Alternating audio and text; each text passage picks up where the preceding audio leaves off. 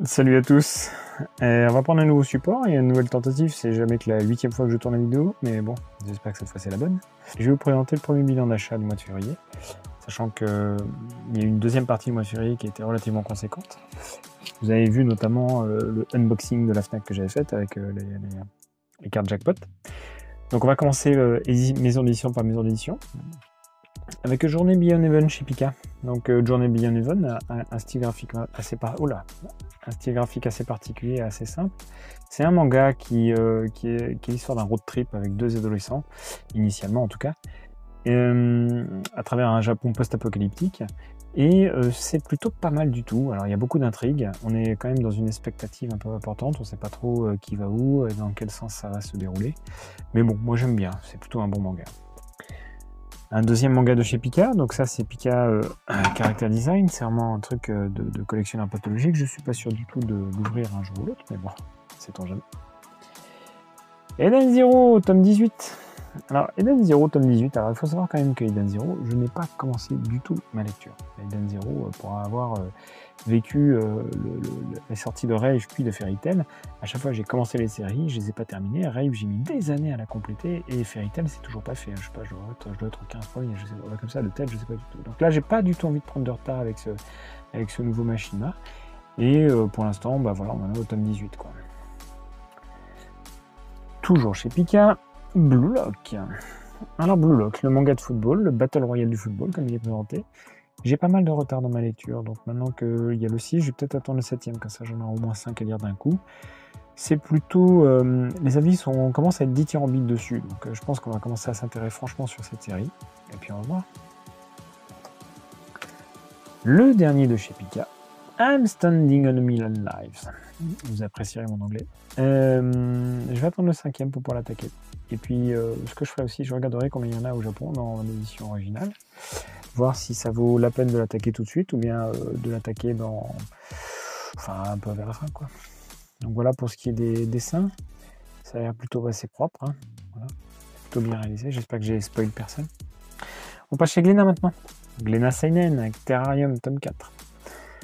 Alors Terrarium, j'avais lu le premier tome, qui était un monde un peu post-apocalyptique, une histoire d'humaines qui traverse des étendues de lieux cybernétiques et robotiques, dans un monde où finalement on a assez peu d'éléments après le premier tome pour savoir de quoi il en retourne exactement.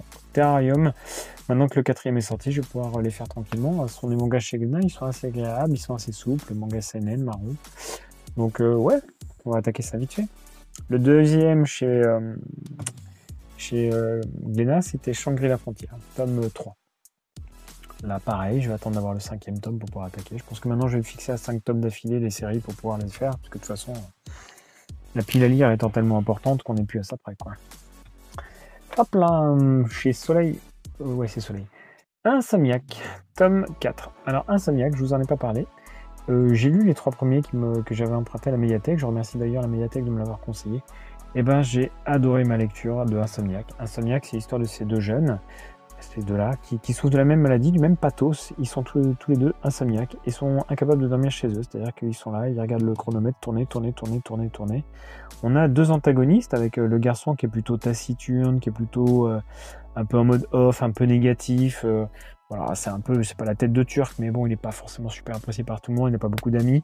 Et elle, qui est plutôt vraiment la joie de vivre, la petite jeune fille toute agréable, mignonne, on sait jamais ce qu'elle pense, mais en même temps, elle est tout le temps souriante, elle est tout le temps hyper sympa, hyper agréable, elle est très appréciée par les autres. Donc il y a vraiment ces deux antagonistes, et c'est l'histoire de ces deux jeunes qui se retrouvent un peu de manière fortuite dans la salle d'astronomie du collège, du lycée qui est fermé parce qu'il y a des esprits, etc., dans laquelle ils se retrouvent pour dormir. Le truc, c'est que pour pouvoir continuer à utiliser cette salle, ils doivent maintenir et créer une dynamique autour du club d'astronomie pour qu'ils puissent vivre et continuer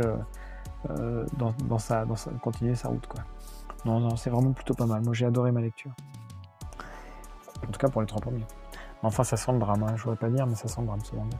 Sido, tome 11 et 12 de Tsutomu Takahashi, donc l'auteur de Bakuon Reto.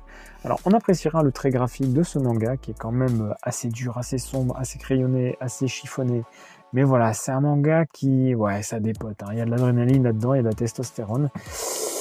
On va pas tarder à rattraper l'ancienne édition qui était en 14 volumes. Donc on va pas tarder à rattraper la parution de l'époque. Voilà. La qualité de la jaquette, c'est quand même autre chose par rapport à celle qu'on avait au préalable. Hein. Coma héroïque, tome 5. Je suis un peu en retard, j'ai lu que le premier. Ça m'est pas transcendé de foufou. Je trouvais que les dessins étaient grossiers, ils étaient imprécis. Je trouve que c'était très caricatural les premiers dessins. Et là, on est dans un dessin qui est quand même d'une qualité largement supérieure. On sent que l'auteur a progressé sur son style graphique. Il a peut-être progressé sur son trait au niveau des visages, qui sont beaucoup plus fins, beaucoup plus chill, beaucoup plus agréables, beaucoup plus récents dans leur style que l'époque.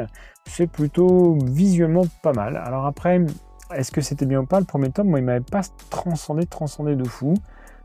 C'était l'histoire d'un isekai inversé, c'est-à-dire que c'était un type qui était plongé dans le coma et quand il se réveille, il revient dans le monde réel. Mais quand il était dans le coma, et lui, il vivait sa petite vie dans son monde féerique, quoi. Donc le synopsis, il était assez intéressant. Saturn Return de Akane Torikai.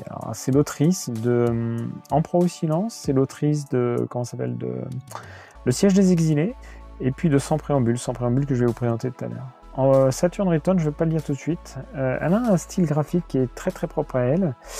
Vous voyez, quand on est un petit peu détaché dans les dessins, on est un petit peu à distance, on est un petit peu sur un mode un peu chill, un peu pastel, un peu. Il n'y a pas vraiment de fioriture au niveau. Oups, il n'y a pas vraiment de fioriture au niveau des dessins, mais en même temps, ils sont extrêmement simples dans leurs traits. Chez Kazé, Kaiju numéro 8. Alors, Kaiju numéro 8, le manga qui avait fait le plus gros lancement en France avant la sortie du tome 100 de One Piece. C'est un shonen, tout ce qui est de plus classique, sans nouveauté apparente, sans. Voilà. Quand vous allez lire Kaiju numéro 8, vous n'allez pas vous dire ah, disons, c'est merveilleux les shonen. Vous allez juste dire, disons, c'est quelque chose d'assez attendu. Mais c'est plutôt... Bon, ça fait le travail. Hein. Franchement, Kaiju numéro 8, ça fait le travail. Sans être extraordinaire, ça fait le travail. Il y a une petite nouveauté quand même de Kaiju numéro 8, c'est l'âge du personnage principal qui a plus de 30 ans. Infection, tome 8. Alors, je vous ai jamais parlé d'Infection, c'est mon manga que j'ai tout le temps acheté d'occasion, sauf celui-là, parce qu'il était sous blister et il y avait les petites cartes à l'intérieur avec les cartes à collectionner, donc j'étais content. Voilà. Elfenlied, tome 4. Donc Elfenlied, dans son édition perfecte de chez Delcourt Tonkam, j'aime beaucoup ces éditions-là. Je vais attendre, alors là pour le coup, de l'avoir clôturée avant de l'attaquer. Il n'en reste plus beaucoup.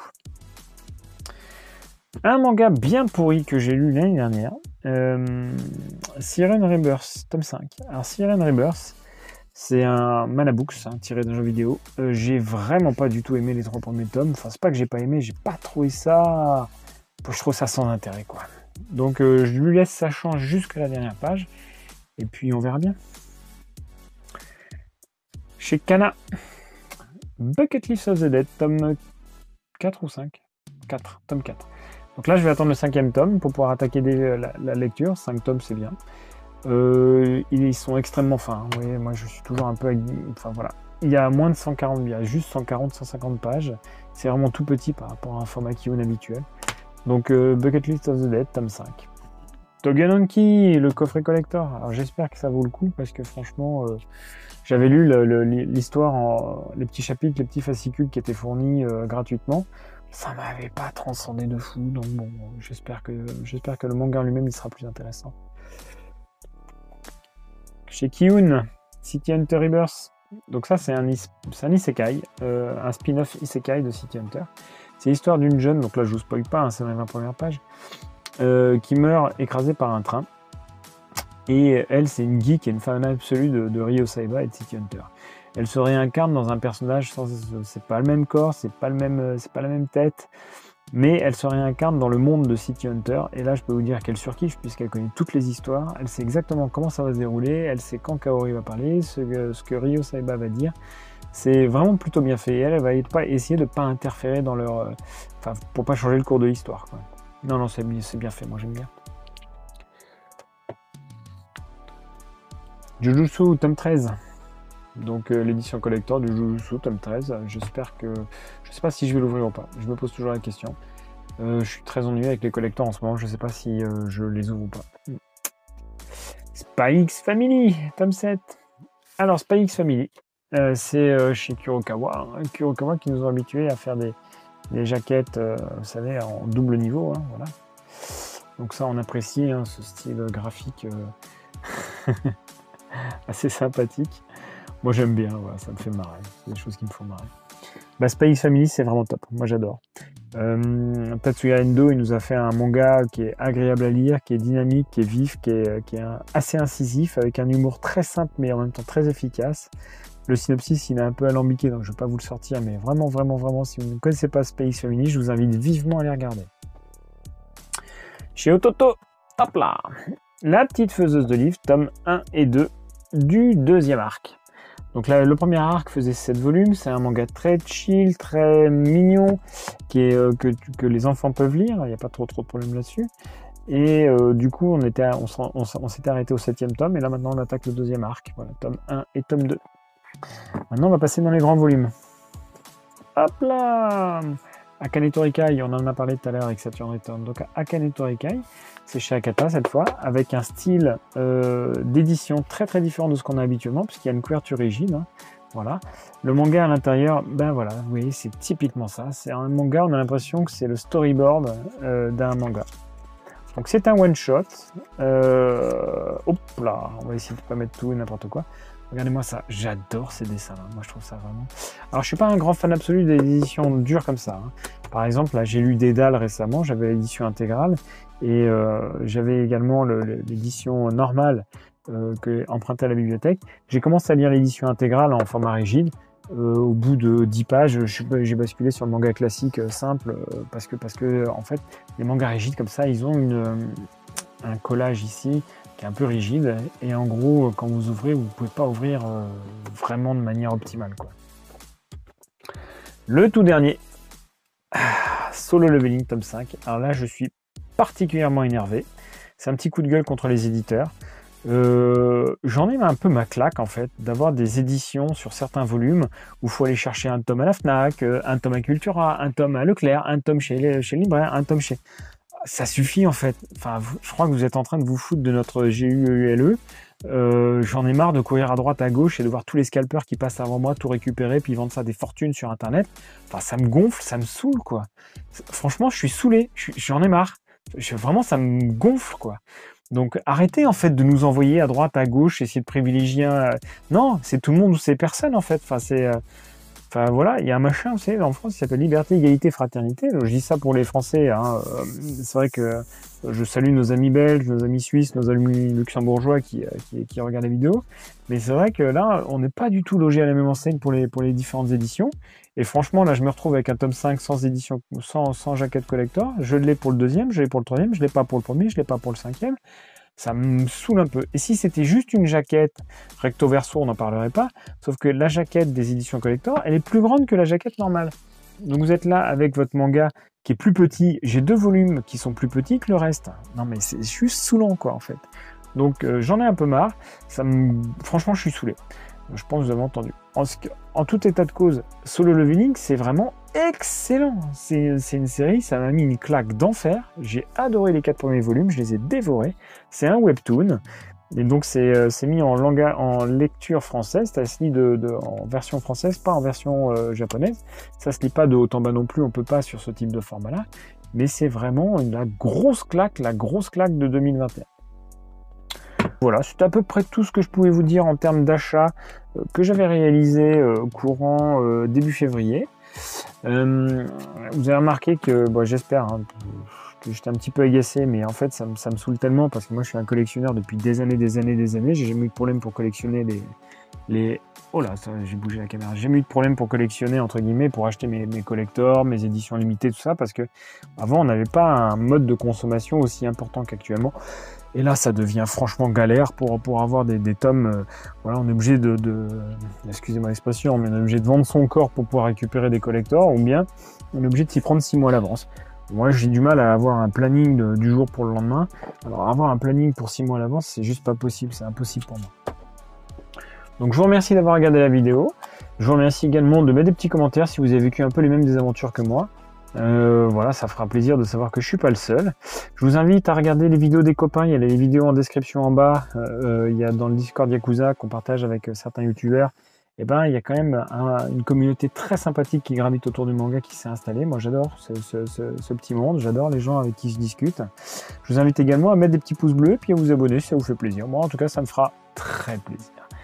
Bientôt, il y aura une vidéo de quelques petits tops, top 3, top 5, vidéo spéciale humour, etc. etc. Donc bon, restez avec moi et puis je vous dis à très bientôt. Allez, salut!